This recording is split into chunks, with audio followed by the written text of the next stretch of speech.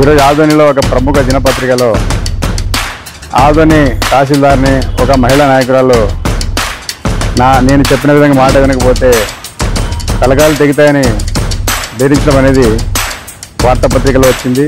ఒకవేళ ఇదే నిజమైతే మరి ఎందుకంటే దారుణం మరొకటి ఉండదు. ఎందుకంటే ఈరోజు చూసినట్లయితే పైన మరి కూటమి ప్రభుత్వాన్ని ఎన్నో అప్పులున్నా కూడా, ఆర్థిక ఇబ్బందులున్నా కూడా గౌరవనీయులు ముఖ్యమంత్రి నారా చంద్రబాబు నాయుడు గారు, అదేవిధంగా విద్యాశాఖ మంత్రి నారా లోకేష్ గారు, చాలామంది మంత్రులు, నాయకులు, కార్యకర్తలు ఎంతో అద్భుతంగా మన రాష్ట్రాన్ని ప్రగతి పథం తీసుకుపోతుంటే ఇలాంటి నాయకులు తమ రాజకీయ స్వార్థం కోసము మరి తలకాయలు దిగుతాయని ఒక ఫ్యాక్షనిజం పెంచే విధంగా మాట్లాడడం అనేది చాలా సిగ్గుచేటు. దీన్ని తీవ్రంగా ఎంఎస్పీఎస్ ఖండిస్తుంది.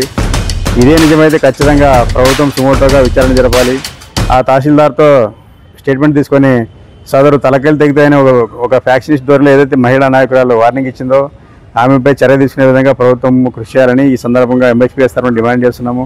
మరోపక్క చూసుకున్నట్లయితే ఆదోనిలో ఎలాంటి అరాచకం జరిగినా, ఎలాంటి అవినీతి జరిగినా, ఎలాంటి కేసులైనా కూడా ఎమ్మెల్యే గారు నోరు మెదపుకోవడం చాలా సిగ్గుచేటు. కాబట్టి ఖచ్చితంగా ఏదైనా అరాచకమో, అవినీతి లేక ఇలాంటి ఫ్యాక్షనిస్ట్ స్టేట్మెంట్ ఇచ్చినప్పుడు ఖచ్చితంగా ఎమ్మెల్యే పార్థసారథి గారు, ఆదోని ఎమ్మెల్యే పార్థసారథి గారు ఖండించాల్సిన అవసరం ఉంది.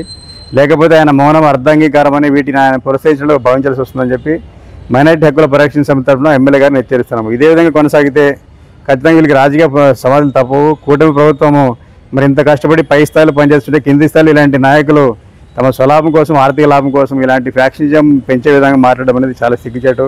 మరి మరొక హితో చెప్తున్న ఎవరైతే మహిళా నాయకులు ఉన్నారో మీరంతా తలకాయలు దిగే, మీకు అంత ధైర్యం ఉంటే వెళ్ళి బోర్డర్లో పనిచేయండి, పోయి పాకిస్తాన్ ఉగ్రవాదులు తలకాయలు తెంపండి, చైనా నుంచి ఎవరైతే శత్రువులు వాళ్ళే తలకాయలు తెంపండి. కానీ ఇలా దేశంలో ఉండి మరి మీ స్వలాభం కోసం తలకాయలు తెగుతాయని ఒక రెవెన్యూ అధికారిని బెదిరించడం అనేది చాలా సిగ్గుచేటు.